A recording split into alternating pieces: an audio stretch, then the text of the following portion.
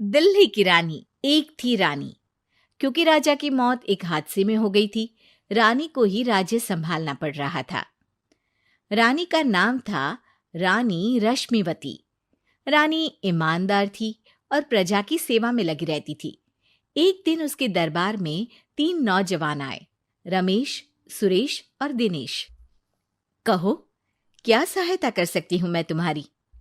हम आपके दरबार में काम करना चाहते हैं ताकि जनता की सेवा कर सके। लेकिन अभी तो तुम्हारी उम्र बहुत छोटी है। तुम लोगों को तो अभी अपनी पढ़ाई पर ध्यान देना चाहिए। हमारा मन पढ़ाई में नहीं लगता।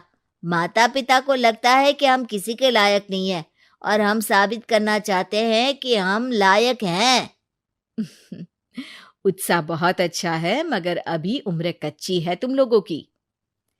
अरे उम्र से क्या होता है रानी जी? शास्त्रों में लिखा है कभी किसी के ज्ञान को उसकी उम्र के आधार पर नहीं देखना चाहिए। बात तो सही है तुम्हारी। और अगर सच में तुम अगर ये संकल्प करके आए हो कि तुमको यहाँ काम करना है, तो पहले परीक्षा देनी पड़ेगी। 3 परीक्षा, एक शारीरिक परीक्षा, एक बुद्धि की परीक्षा और एक देशभक्ति की परीक्षा। और ये क्या है?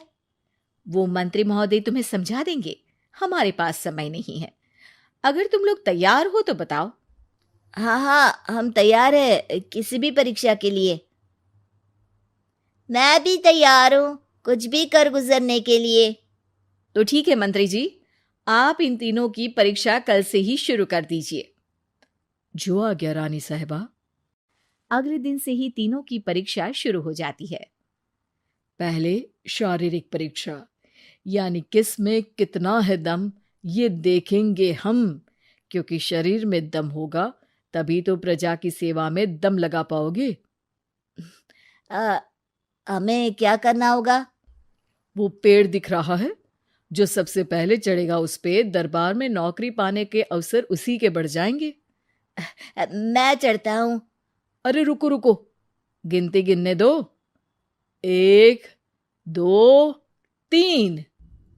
3 की गिनती के बाद रमेश और सुरेश भागकर पेड़ के पास गए, मगर दिनेश आराम से पेड़ के पास गया।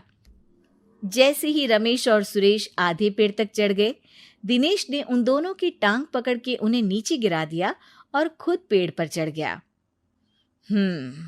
दिनेश की जीत हुई। अरे लेकिन इसने बेईमानी की। बेईमानी नहीं की, बुद्धि लगाई। शरीर के दम के साथ दिमाग में भी दम होना चाहिए। क्यों मंत्री जी? हाँ हाँ, बात तो तुम्हारी सही है, लेकिन बात अगर बुद्धि की है तो बुद्धि की असली परीक्षा हम कल लेंगे। शाम को जाकर मंत्री रानी को सब बता देते हैं। यानी दिनेश उन सब में ज्यादा होशियार है। जी रानी साहिबा। अगले दिन तीनों की बौद्धिक परीक्षा का समय होता है। आज हमें क्या करना है मंत्री जी? थोड़ा सब्र करो, कल जल्दबाजी में ही हारे थे तुम। सही कह रहे हैं मंत्री जी।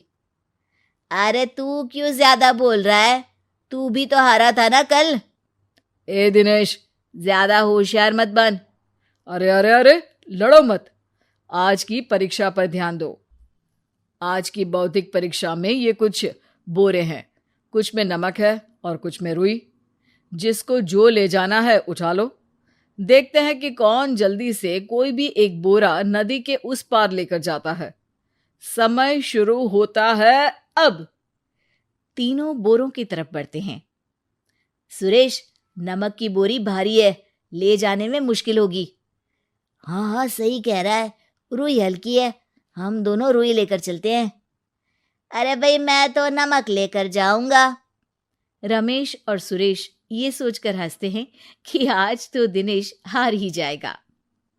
दौड़ शुरू होती है। 1, 2, 3। तीनों नदी की तरफ भागते हैं। रुई में वजन कम होने के कारण रमेश और सुरेश आगे निकल जाते हैं और दिनेश थोड़ा पीछे।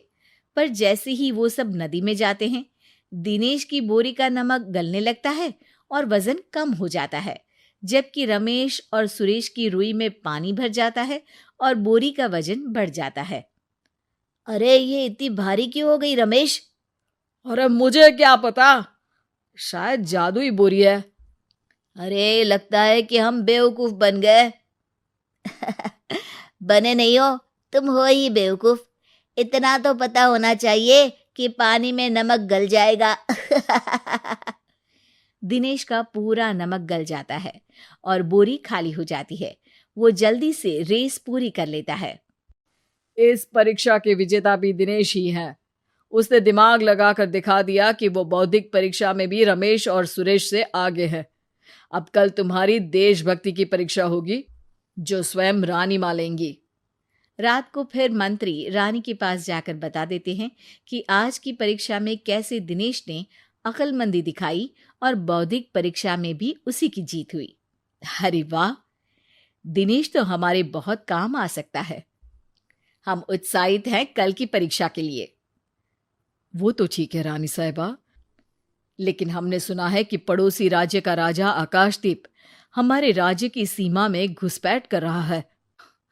ये तो चिंता की बात है। हमें जल्द ही कुछ करना चाहिए। अगले दिन रमेश, सुरेश और दिनेश अपनी आखिरी देशभक्ति की परीक्षा के लिए दरबार में आते हैं। प्रणाम रानी साहिबा। नमस्कार रानी जी। प्रणाम रानी माँ। हमने तुम्हारी परीक्षा पर गौर किया। दिनेश आगे हैं। हम तुम तीनों में से किसी दो को ही दरबार में काम दे सकते हैं। किसी एक को आज जाना होगा। तो देशभक्ति की परीक्षा के लिए तैयार हो? पूरी तरह से। मैं तीनों से एक ही सवाल करूंगी। जिसका जवाब सबसे सही लगेगा उसे तो नौकरी मिल ही जाएगी। फिर दूसरे सबसे सही जवाब देने वाले को भी काम मिलेगा। आप लोगों का समय शुरू होता है अब। ज्यादा सोचने का समय नहीं होगा। जो मन में पहली बात आए उसका जवाब दे। तो सवाल ये है कि तुम इस मिट्टी के लिए क्या कर सकते हो? मैं इस मिट्टी को साफ रखूंगा। यहाँ के लोगों के भोजन की कमी को मैं पूरी करूंगा। मैं यहाँ के लोगों को गले लगा लगा के उनको खुशी दूंगा रानी माँ, और गरीबों के लिए घर बनवाऊंगा। मैं इस मिट्टी के लिए किसी की जान भी ले सकता हूँ रानी माँ। मंत्री, दिनेश को एक तलवार दो। जी रानी जी। दिनेश, पड़ोसी राज आकाशदीप की जान तुम्हारे हाथ में है। जाओ, अपना काम पूरा करो। आज रात को तुम उस पर हमला करोगे जब वो सो रहा होगा।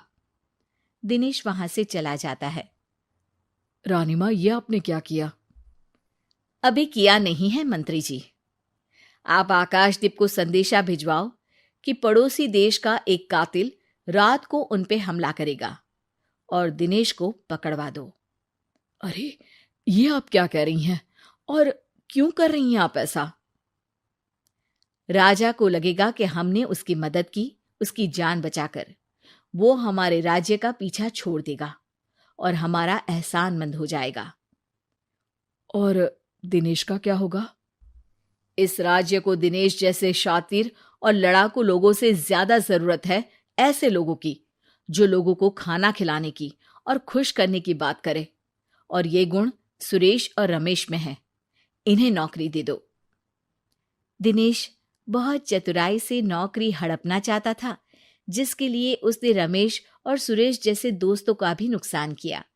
पर रानी ज्यादा चतुर निकली। उसने एक तीर से दो निशाने लगाए। दिनेश जैसे खूंखार युवक को राज्य से बाहर करवा दिया और पड़ोसी राजा आकाशदीप को अपना एहसानमंद कर लिया। पूरा दरबार रानी की जय जयकार कर रहा था।